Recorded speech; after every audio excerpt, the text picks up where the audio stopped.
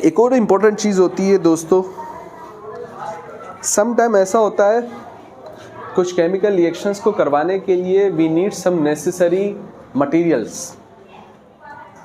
जैसे फोटोसिंथेसिस का रिएक्शन के बारे में आपने बायोलॉजी में कुछ पढ़ा है? फोटोसिंथेसिस के रिएक्शन के लिए किसका होना ज़रूरी? सनलाइट का होना क्या है सर? ज़रूरी। ठीक है। इसी तरीके से कुछ केमिकल रिएक्शंस ऐसे होते हैं दोस्तों जिनके होने के लिए कुछ खास किस्म के केमिकल्स का होना ज़रूरी, जिनके होने के लिए केमिकल्स का होना क्या है सर? ज़रूरी। जैसे ये जो रिएक्शन अभी मैंने आपके सामने लिखा था ना, N2 + 3H2 और यहाँ पर बन गया था 2NH3, इसमें एक इम्पोर्टेंट कैटलिस्ट होता है, वो होता है Al2O3। Al2O3 होता है और साथ में Fe भी होता है। आप बोलोगे ये तो कभी आपने नहीं लिखा, तो भाई और भी बहुत सारी चीज़ें होती हैं, लेकिन एक केमिकल रिएक्शन जब सादा ज़बान में बयान करते हैं तो उसमें ये सारी बातें लिखते हैं। सर ये रिएक्शन तो अभी आपने डबल एरो के साथ लिखना शुरू किया है, लेकिन मिस सुनैना ने जब हमें 9th केमिस्ट्री के अंदर पहली दफ़ा ये रिएक्शन बताया था तब तो हमने सिर्फ इसको ऐसा लिखा था, ख़त्म, याद है? अब तो आपने डबल एरो भी बनाना शुरू कर दिए, ऊपर भी बंदे बैठाना शुरू कर दिए, साइड पे भी क्या क्या लिखना शुरू कर दिया। तो एक केमिकल रिएक्शन के अंदर बहुत सारे फिनोमेना एक साथ हो रहे होते हैं, तो फिर किसकी बात कब करते हैं? जब जिसकी ज़रूरत होगी तब उसको हम बयान कर देते हैं। समझ में आती है बात? ठीक है। तो दोस्तों इस रिएक्शन को करवाने के लिए ये जो दो बंदे इस्तेमाल हो रहे हैं, एल्यूमिनियम ऑक्साइड और Fe, अब बड़ी टेक्निकल बात है, फिर इसके बारे में डिटेल में इंशाल्लाह हम पढ़ेंगे। First year chemistry chapter number 8 chemical kinetics के अंदर मजीद डिटेल में पढ़ेंगे। अभी एक सादी सी बात मैं बयान कर देता हूँ आपको। ये केमिकल रिएक्शन कह रहा है कि अगर आपने N2 और H2 को मिला के क्या बनाना है? NH3, तो सिर्फ N2 और H2 से काम नहीं चलेगा, यू नीड क्या? Al2O3 and Fe। ये वो मटेरियल है जो कि इस केमिकल रिएक्शन को करवाने के लिए मदद देंगे। ये दोनों वो लोग हैं इस केमिकल रिएक्शन को करवाने के लिए मदद देंगे। सिर्फ इतना ही नहीं, मदद देने के साथ साथ ये है भी सियाणे। मदद देने के साथ साथ ये है भी सियाणे का मतलब, एक तो ये मदद करेंगे कुछ ना कुछ मदद की, फिर बाद में मदद में जो कंट्रीब्यूशन किया था उस कंट्रीब्यूशन को भी क्या ले लेंगे? वापस। मतलब एक बंदा बहुत बुरे हालात में, ठीक है, उसको कारोबार के लिए कुछ पैसों की ज़रूरत है, तो एक बंदे ने उसकी क्या की? मदद की, यानी उसको कुछ पैसे दिए, कंट्रीब्यूशन किया। जी सर किया। फिर उसका कारोबार सेट हो गया, तो बंदा भी ईमानदार है, मेमन आदमी है, शेख आदमी है, तो जो कंट्रीब्यूशन उसने उसको दिया था फिर उससे क्या कर लेगा? ले लेगा और अपने आप को भी नुकसान होने देगा। बिल्कुल वैसे ही मेमन और शेख ये Al2O3 एंड Fe रिएक्शन को करवाने के लिए अपनी एफर्ट देंगे, मदद भी देंगे, अपनी कुछ क्वांटिटी इस्तेमाल भी करवा देंगे। मिसाल के तौर पे ये 100 ग्राम हमने लिया रिएक्शन को करवाने के लिए, 30 ग्राम इन्होंने खर्च करवा दिए इनको आपस में मिलाने के लिए। जैसे ये मिले दोबारा वही 30 ग्राम इनको दोबारा मिल जाएगा।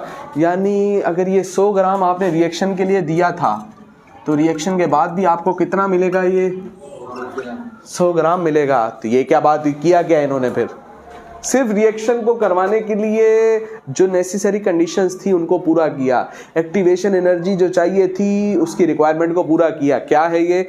चैप्टर 8 में इसको पढ़ेंगे। ऐसी चीज़ को दोस्तों केमिस्ट्री की ज़बान में कहते हैं, ये एग्जाम की MCQ भी है, इसको प्यार से कहते हैं कैटलिस्ट।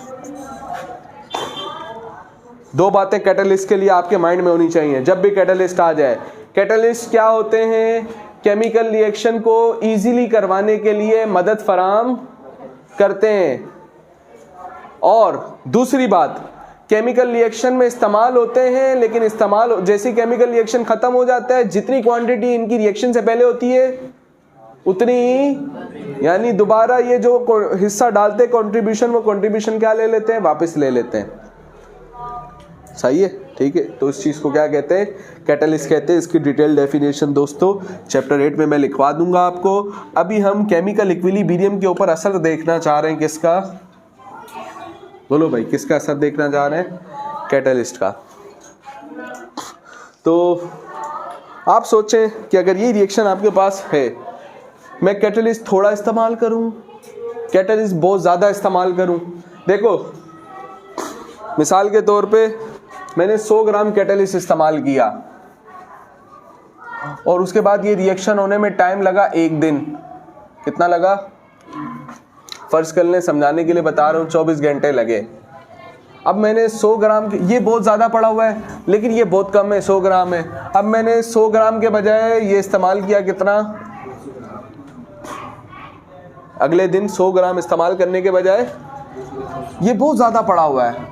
तो अब इस रिएक्शन को कंप्लीट हो जाना चाहिए। ये कितने टाइम में अब कंप्लीट होगा? आधे दिन में कंप्लीट होगा। उल्टा नहीं होगा सर, दिमाग से सोचना है। ये मदद दे रहा है भाई, 100 ग्राम मदद दी इस रिएक्शन को कितने टाइम तक? 24 घंटे में, तो जाके कंप्लीट हुआ। अब 100 मजदूर नहीं, अब कितने मजदूर? 200 मजदूर। ठीक है, तो अब ज्यादा जल्दी काम करेंगे। 200 ग्राम इस्तेमाल हो रहा है दोस्तों, तो अब ये काम जो एक दिन में ये 100 ग्राम कर रहे थे, अब ये जल्दी कर देंगे। ईमानदार है ना भाई? 24 घंटे में कर रहे थे, अब कब? इसी तरीके से आप कैटलिस्ट और बढ़ा दो तो पूरा रिएक्शन और जल्दी होना शुरू हो जाएगा।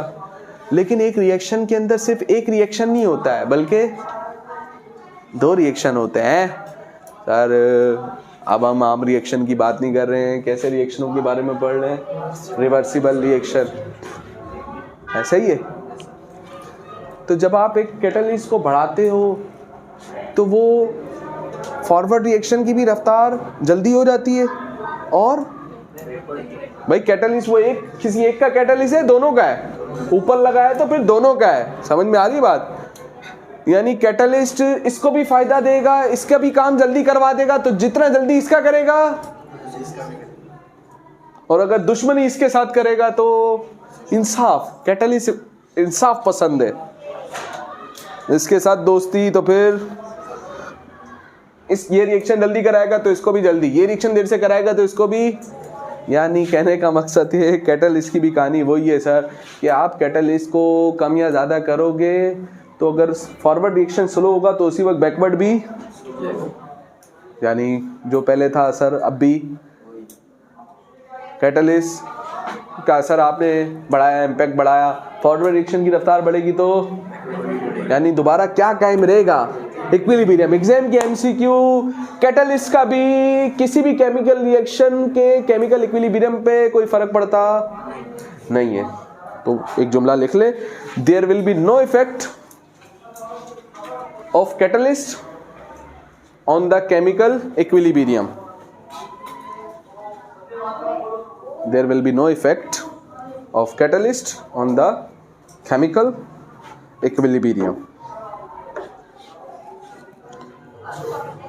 Means catalyst